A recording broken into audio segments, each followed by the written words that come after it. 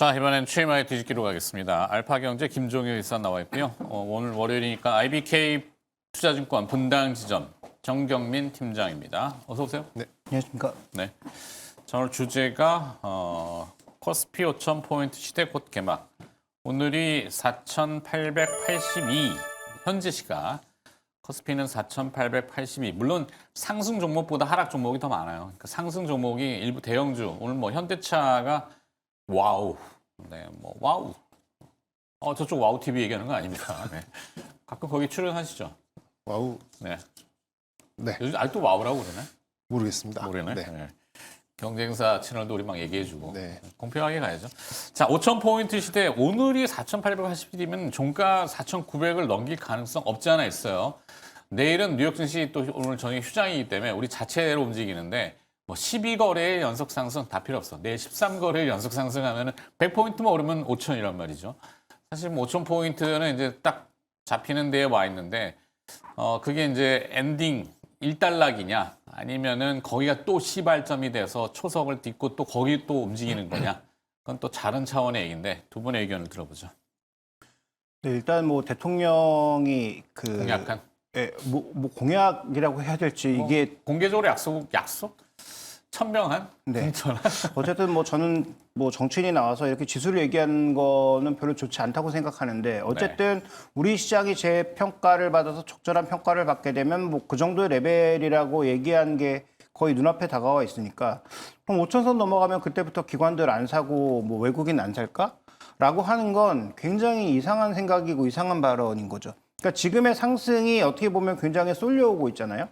뭐 계속 말씀드리지만 반도체와 자동차라고 하는 두 가지 섹터로 쏠려오고 있기 때문에 근데 둘 다 이유 없는 상승이 전혀 아니고 지금 아직도 반도체는 이익 상단을 못 찾아서 또 150조 얘기가 나오는 상황이고 뭐 더 올릴 수도 있고 내려갈 수도 있고 뭐 변동성은 있겠지만 어쨌든 이익 상단이 계속 올라가고 있고 그다음에 현대차는 밸류에이션 재평가예요. 뭐 PER 5배밖에 못 받던 기업이 PER 10배 받는 게 이상하지가 않잖아요. 네. 그러니까 전 세계 자동차가 모두 저평가되고 있는 상황에서 로봇이라고 하는 아예 다른 모멘텀을 확실하게 확보한 상황이고 그다음에 기존의 차가 굉장히 안 팔리는데 로봇으로 틀고 있다면 이것도 뭐 좋은 평가를 받긴 어렵겠습니다만은 지금 수출액 기준으로 700억 달러를 계속 3년 연속으로 달성을 하고 있단 말이죠. 네. 그러면 차도 잘 파는 가운데 관세 때문에 이익은 약간 떨어졌겠지만 그럼에도 불구하고 로봇이라고 하는 신성장 모멘텀이 신기루가 아니고 3만 대라고 하는 2028년이라고 하는 명확한 시점과 숫자까지 제시를 하고 있는 기업이 전 세계에 아무 데도 없으니 그러면 현재 지금 구간에서 뭐 PR 10배까지 재평가받는 게 이상한 것인가라는 얘기는 당연히 나올 수가 있는 거고 다만 이제 속도 측면에서 이 현대차가 가는 모멘텀이 로봇이다 보니까 다른 로봇 관련주들까지 다 끌고 가고 있는 것도 하나의 특징이라고 볼 수 있겠습니다만 그래서 뭐 예전부터 저는 제일 싼 로봇주인 현대차 말고 다른 종목은 별로 큰 관심은 없는데 네. 어쨌든 이 종목이 살아있기 때문에 코스닥 시장의 로봇주도 모두 끌고 가고 있는 주도적 역할이라는 점에서 저는 뭐 지금의 지수 상승은 그렇게 불편하지는 않고 다만 속도의 문제겠죠. 네. 그다음에 뭐 이따가 얘기 나누겠습니다만 정치적인 변수나 그런 대외적인 변수에 아직은 민감하지 않은데 민감하게 될 가능성 정도는 한번 고민해야 되지 않을까 이렇게 보고 있습니다. 그래요. 한국 제조업의 대표 탑 티어가 이제 삼성전자, 현대차. 그러니까 주가 수익 비율로 뭐 추정컨대지만 현재 9배수 정도? 그때잖아요. 해외 기업들 보면은 멀티풀을 확장하고 하면은 20배, 뭐 30배, 뭐 쉽게도 주는데 우리는 9배밖에 안 준다. 이런 의미라면은 아예 또 비싼 거 아니고 쌀 수 있다. 라고 하는 거. 그리고 또 일본 니케이 지수가 지금 53,000엔이네요. 53,000엔. 일본 환율하고 쳤을 때 우리가 보통 10분의 1 하잖아요. 네. 그러면 일본 니케이가 53,000이면 우리는 5,300 정도 돼도 뭐 누가 뭐라 할 거냐라고 할 수 있고 뭐 미국 다우 지수도 뭐 5만을 지금 뭐 목전에 두고 있기 때문에 우리 5,005라는 숫자가 상징성이 있긴 하네요.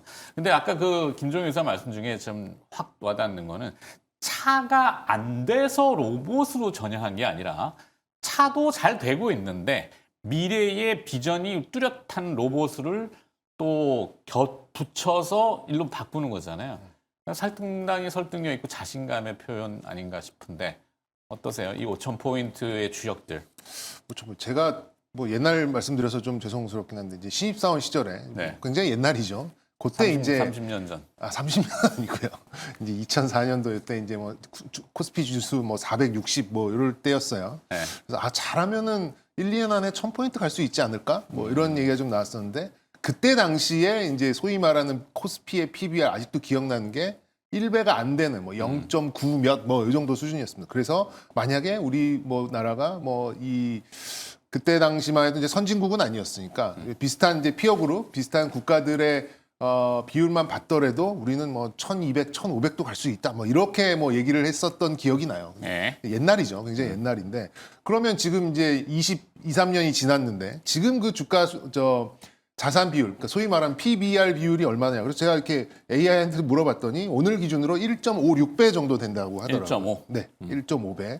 그럼 이제 뭐 비슷하게 뭐 일본도 약간 1.5, 1.6 정도 되고 뭐 미국은 이제 아예 뭐 4, 5 뭐 이 정도에 나오는 부분이고 뭐 대만이나 인도 이런 데도 3.5 뭐 이렇게 좀 나오는 그런 상황입니다. 근데 우리 지수가 지금 작년 이제 정권이 새로 들어오면서 한 1년 조금 안 됐죠. 이런 상황에서 2,400, 500에서 이제 거의 2배가 왔는데 PBR 지수가 많이 높아졌느냐로 놓고 보면 많이 높아지진 않았어요. 그 무렵이 이제 뭐 1배 전후 왔다 갔다 하는 이제 그런 부분이었는데 지수는 2배 왔습니다만 그 배율은 0.5 정도 늘어났다는 거에 아직 그치고 있다라는 거죠. 그렇게 보면 그냥 뭐 정말 버블로 얘기할 수 있는 말 그대로 그냥 주가 지수만 높아져 가지고 다른 이제 우리가 어떤 근거로 들 수 있는 비율들이 이제 굉장히 뭐 높아져 버리는 그런 상황이 됐으면은 어느 정도 좀 경고음이 나올 수도 있겠습니다만 충분한 이제 그런 실적들을 쌓아가면서 이제 이 지수를 만들었기 때문에 그리고 이게 무슨 뭐 속된 말로 이렇게 좀 잡스런 뭐 이런 이제 종목들 테마주 이런 걸로 만드는 게 아니라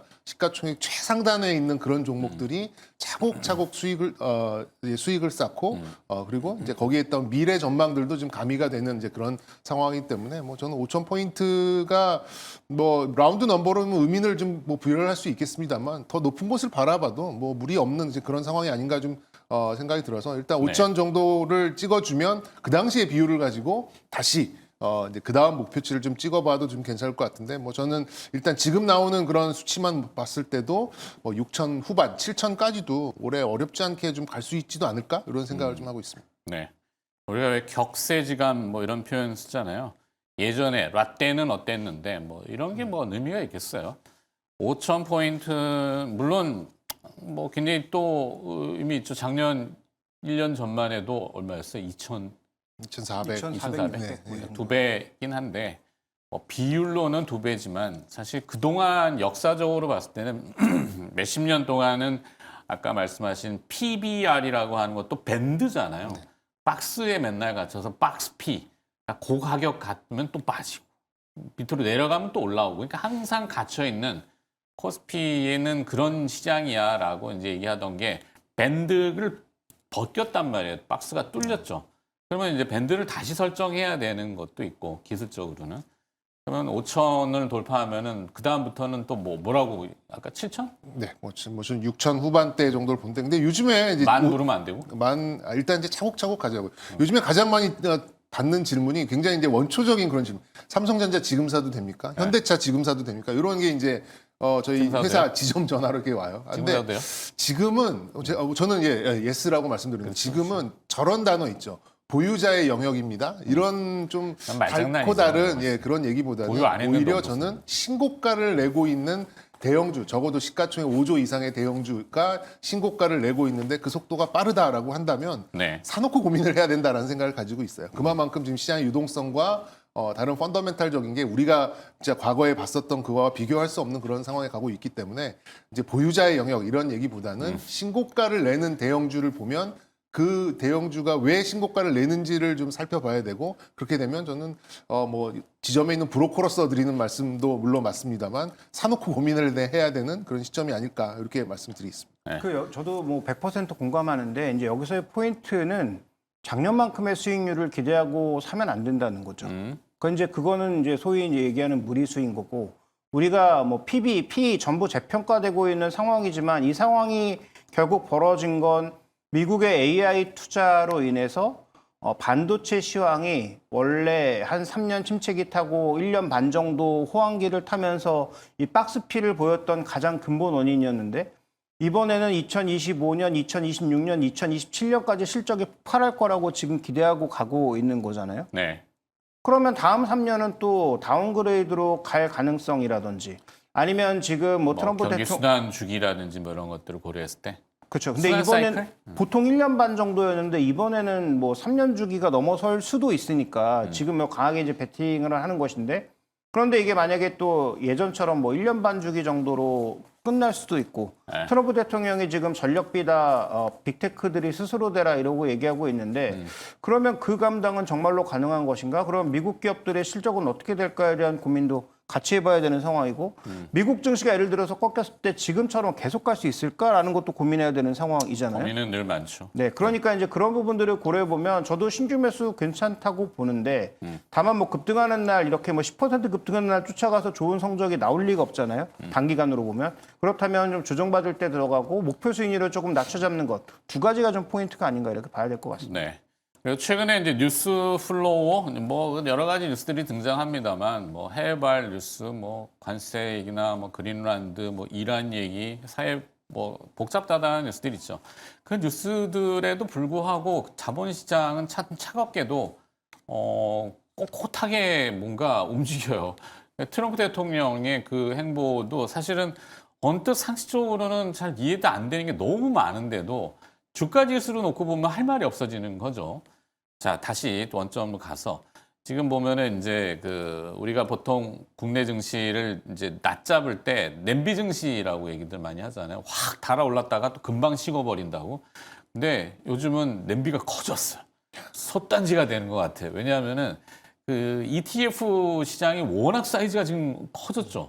그럼 뭐 서학개미 분들이라고 해서 해외 ETF, 미국 주식가 지수 그것도 그렇지만 국내 ETF도 이제는 레버리지 비율을 늘리려고 하잖아요. 이제는 그러니까 그릇을 아예 크게 만드는 것 같아서 그게 약간 수급에 또 선순환 역할을 하는 건 아닌가? 어떻게 보세요? 뭐 일단 이 유동성이 작용하는 건 맞습니다. 뭐 예전과 같이 뭐 뭐 거래 대금이 뭐 하루에 뭐 10조 난파 이렇게 도는 시장하고 지금처럼 그 이제 강남 아파트 한 채 100억인데 뭐 장전 장후 합치면 50조가 도는 시장하고 같이 비교할 수 없는 이제 뭐 그런 거죠. 시장의 규모로 봤을 때. 그리고 김종인 이사도 짚어주셨듯이 옛날에는 우리나라가 이제 경기 민감적인 그런 구조를 가지고 있는 경제 산업이 많았잖아요. 반도체도 한번 이제 증설해서 막 찍어내서 투자를 하면은 3년 4년 후에 그 사이클이 다시 와야지만 이제 또 수익 구간으로 넘어서는 거고. 그리고 이제 뭐 석유화학 이런 쪽도 증설 이슈 그리고 여러 가지 이제 공급이나 이런 그 수요와 공급이 좀 어긋나는 그런 시점을 만나려면 또 막 3년 4년 있어야 이제 만날 수 있는 그런 상황이다 보니까 나라 전체의 경제가 전 세계의 경기 순환하고 이게 비슷하게 흘러가는 선행지수와 같은 이제 그런 역할을 좀 했었는데 이제는 그런 뭐 진폭이 좁아졌다라기보다는 그런 이제 기간이 짧아진 거죠. 그 기간을 이제 메울 수 있는 예전에는 메모리 반도체만 갔다라고 한다면 오케이. 다른 시장이 커지면서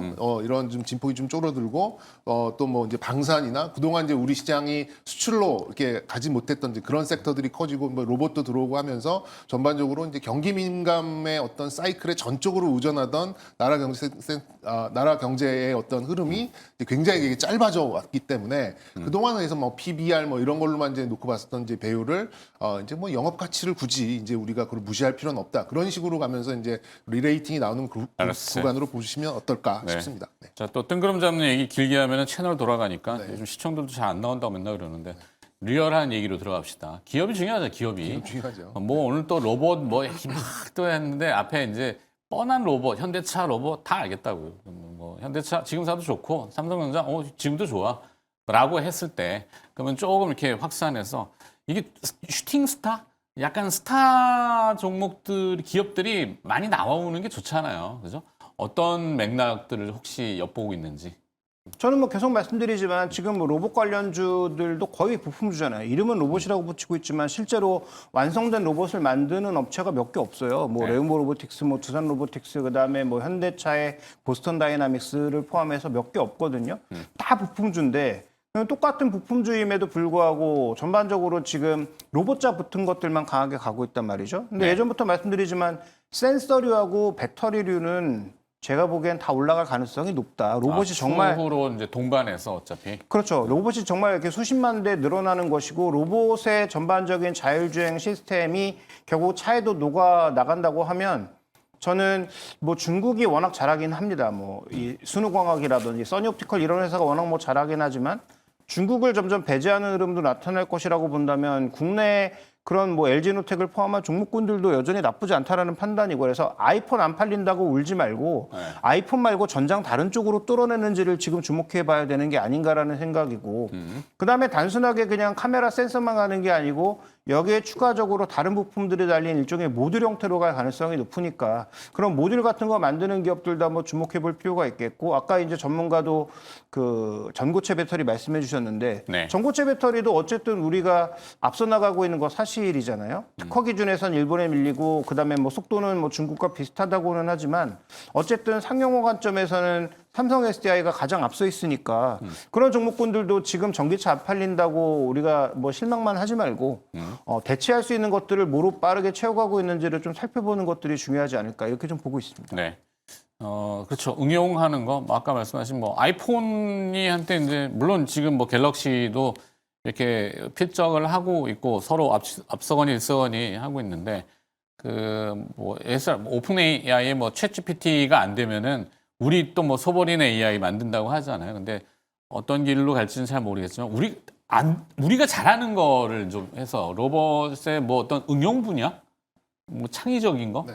뭐가 있을 수 있다? 대형주와 소형주 하나씩 좀 말씀드리면 네. 제가 지난주에 뭐가 오늘 이제 뭐 LG전자 올라서 드리는 말씀이 아니라 저는 네네네. 지금 전 세계에서 그래도 좀 네임드 이름이 있는 자율주행과 로봇 관련된 기업 중에 가장 싼 기업 중에 하나는 LG전자라고 생각합니다. 뭐 LG전자. 지난주에도 이제 어떤 맥락에서 말씀을 좀 드렸었죠. 뭐 지금 전장 부품 다 만들고 있고 한평생 모터만 갖고 살던 모터만 가지고 살진 않았죠. 모터의 기술력으로 지금의 이제 어떤 이제 가전 왕국을 이룬 기업인데 아직까지 시장에서는 이 부분을 좀 놓치고 있는 것 같아요. 지금 현대차도 잘 하고 있는 자동차 사업에다가 로보틱스가 붙으면서 지금 임계점을 돌파하는 이제 그런 강세가 나왔듯이 LG전자도 저는 곧 그 임계점을 좀 돌파하는 시점이 좀 올 거라고 생각이 듭니다. 언제까지나 가전으로만 가지고 이렇게 좀 밸류에이션을 받지는 않을 것 같다라는 생각이 들고 그 다음에 이제 로봇의 지향점으로 보면은 저는 중소형주 중에서는 저는 로봇은 결국에 가장 좀 부가가치를 높게 낼 수 있는 그러니까 부품 말고 제품으로 본다면 역시 수술용 로봇이 될 것 같아요. 의료와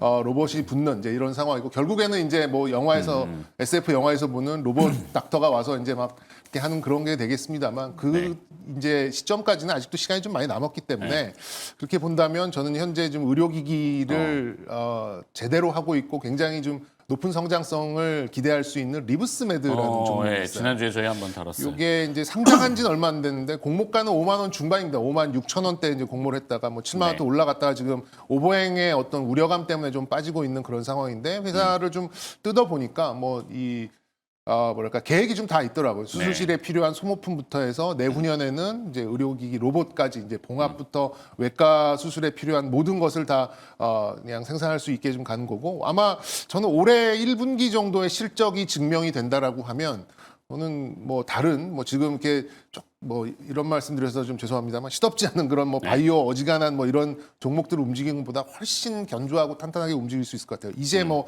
1조 좀 원래 이제 1조 넘게 상장을 했기 때문에 조금 규모가 좀 등치가 있게 좀 상장을 하긴 했습니다만 뭐 저는 뭐 좀 단기적으로나 중장기적으로나 한번 큰 수익을 노려볼 수 말 그대로 투자의 관점에서 한번 지켜볼 수 있을 만한 그런 좀 스몰캡 뭐 1조 넘는데 스몰캡이라고 뭐 말씀드리기 좀 그렇습니다만 하여튼 좀 지켜보시면 어떨까 이렇게 말씀드리겠습니다. 미들캡이 뭐 멜레캡 네. 될 수도 있고 맞아요. 리브스메드는 지난주에 저희도 한번 다뤘는데 그 외과용 수술 로봇 사실 뭐 여러 가지가 있습니다만 복강경 얘기도 해드렸고 그 수술용 로봇은 인투이티브 서지컬이라는 회사의 다빈치가 월드와이드하게 거의 포지셔닝이 견고한데 올해 이 특허 만기되는 게 굉장히 많아요. 그러면은 이제 그 특허를 뚫고 들어가서 경쟁을 할 수 있는 회사 리브스메드가 그래서 아마 변리사를 지금 촘촘하게 구성을 해놨더라고요. 영업 잘하네. 이 말씀하신 그 시가총액은 제가 알기로는 3년 전 라스트 프리 IPO 때 펀딩 밸류가 1조 2천억이었거든요. 그러면 그 이하로는 안 빠질 수 있다. 이렇게 보면은 하여튼 오버행만 이번 주 24일이 한 달째 되는데 상장하고 오버행이 기회가 아닐까 싶습니다. 만약에 이제 주가가 그것 때문에 빠진다라고 한다면. 그러게요. 저도 좀 이 오버행 때문에 풀리면은 개인적으로도 관심이 있어서 리브스메드라는 기업을 해주셨고 그다음에 뭐가 또 있을까요? 창의적인 아이디어. 아까 제가 잠깐 HD 현대 또 해던 얘기 또 하려니까 그런데 두산 로보틱스가 있고 두산 로보틱스의 영업이익보다는 현대 로보틱스가 더 사실 높거든요. 근데 이게 비상장이란 말이에요. 근데 HD 현대 로보틱스의 100% 지분을 가지고 있는 데가 구현대중공업인 HD 현대란 말이죠. 그러니까 우리가 이제 착각하기 쉬운데 산업용 로봇이 있었을 때는 LG전자, 삼성전자, HT현대중공업, 현대차가 우리나라에서도 로봇 1위고 그래서 우리나라가 로봇 밀도가 1위인 거죠. 네. 그러니까 우리나라 로봇 밀도 1위를 담당하고 있는 건 LG전자까지 포함해서 이런 대기업들이 생산의 상당 부분을 이미 로봇에 할애하고 있기 때문에 나타나는 현상입니다. 그래서 말씀해 주셨다시피 지금 HD 현대 로보틱스도 로봇 쪽에서는 제가 알기로는 이렇게 막 새 기업들 뜨기 전에는 우리나라에서 매출액 기준으로 아마 1위였던 것으로는 네네네. 기억을 하는데 네. 그런 측면에서 그럼 이런 산업용 로봇은 지금 얘기 많이 나오고 있는 액추에이터나 이런 거 못하나 그걸 한번 반추해 볼 필요는 분명히 있을 것 같긴 합니다. 네. 조금만 정정해 드릴게요. HD 현대 로보틱스의 지분 90%를 가지고 있네. HD 현대가 제가 파악했던 때까지는 그렇게 되어 있고 그리고 또 뭐 중장비들 있잖아요. 아까 또 얘기했잖아요. 현대건설기계가 두산 아니죠. 현대인프라코를 흡사병하죠. 그러면 중장비 또 뭐 로봇이라면 로봇일 텐데 이게 원격으로 중국은 이미 그 중장비 원격을 대륙 끝에서 대륙 끝에를 시도했잖아요. 캐터필러도 하고 그렇죠. 있죠. 캐터필러도 하고 있고 아까 수술도 마찬가지고 원래 그게 이제 그 전쟁터에서 이제 그 부상병들을 이제 군의관이 일일이 쫓아다닐 수 없으니 그걸 이제 도입하기 위해서 이제 들여놨는데 이제 그게 이제 시장이 좀 확장되다 보니까 뭐 병원들마다 뭐 거의 이제 300만 불 이상 되는 다빈치 로봇을 들이고 막 네. 연간에 수억이 드는 이제 그런 소모품을 좀 써나가면서도 이제 도입을 하는 이제 그런 상황이죠. 오케이. HD 현대의 뭐 그런 로보틱스 원격 이런 거는 지난주에 뭐 그래서 이제 제가 대동까지도 말씀드리면서 했던 기억이 좀 나는데 HD 현대뿐만 아니라 저는 뭐 비슷한 뭐 그런 좀 펀더멘탈적인 게 아니라 이제 이번 주에 그 상법 개정 3차 그 네. 내용도 있죠. 그래서 영업이익도 잘 내고 있고 비율도 굉장히 낮은데 자사주를 많이 들고 있는 그런 기업들, 뭐 HD 현대나 미래에셋증권이나 뭐 LS 이런 기업들 이벤트 드리븐 전략으로 대형주지만 신고가를 두드리고 있는 종목들, 뭐 저는 뭐 충분히 좀 접근해 볼 수 있는 대형주지만 예전에 어떤 중소형주 이상의 그런 변동성이 나올 수 있는 구간이기 때문에 그렇게 자사주를 많이 들고 있는데 상법 개정에 어느 정도 수혜를 보면서 지금 신고가 부근에 있는 그런 종목들 한번 좀 매매용으로도 좀 충분히 해볼 수 있는 그런 종목이 아닐까 싶습니다. 네. 자, 기업 몇 개 얘기했고 김종인 회사 마무리 져주실까요? 네, 뭐 저도 마찬가지입니다. 지금 로봇과 관련돼서는 실체를 있는 쪽을 쫓아가는 게 아무래도 낫겠죠. 뭐 단기 탄력이야 개별 종목이 훨씬 더 당연히 좋겠습니다만 우리가 이제 뭐 트레이딩을 정말 잘한다는 전제하에서는 뭐 일정 부분 여기 할애도 될 것 같기는 한데 투자 관점에서 길게 끌고 가시려면 이제 아까 말씀드렸던 그런 대형사들의 포션이 자연스럽게 올라올 수밖에 없고 글로벌로 나갈 때도 마찬가지입니다. 그래서 뭐 중소형주들 중에서 뭐 일부 기업이 뭐 테슬라와 계약 맺고 이런 것도 물론 다 좋은데 뭐 그럼 그런 기업들이 과연 몇 개를 커버할 수 있을까? 산업 전반을 커버할 수 있는 것은 나름의 대형주이기 때문에 아까 이제 그 팀장이 얘기하셨던 뭐 LG전자 저도 로봇 관련주로 본다면 뭐 충분히 저평가되어 있는 상황이고 그다음에 아까 이제 말씀드렸던 대로 일부 센서리를 포함한 나머지 부품에 대해서도 조금 영역을 좀 넓혀볼 필요는 있다. 이렇게 좀 보고 있습니다. 좋습니다. 자, 특별히 더 하실 말씀 없으면 마무리할까요? 네. 기업이 좀 쭉쭉 나와줘야 되는데 기업 좀 잘 찾아주세요. 알겠습니다. 약속? 예, 약속. 네. 자, JY 뒤집기였습니다. 알파경제 김종효 이사와 IBK 투자증권 분당 지점 정경민 팀장이었습니다. 두 분 또 고맙습니다 오늘.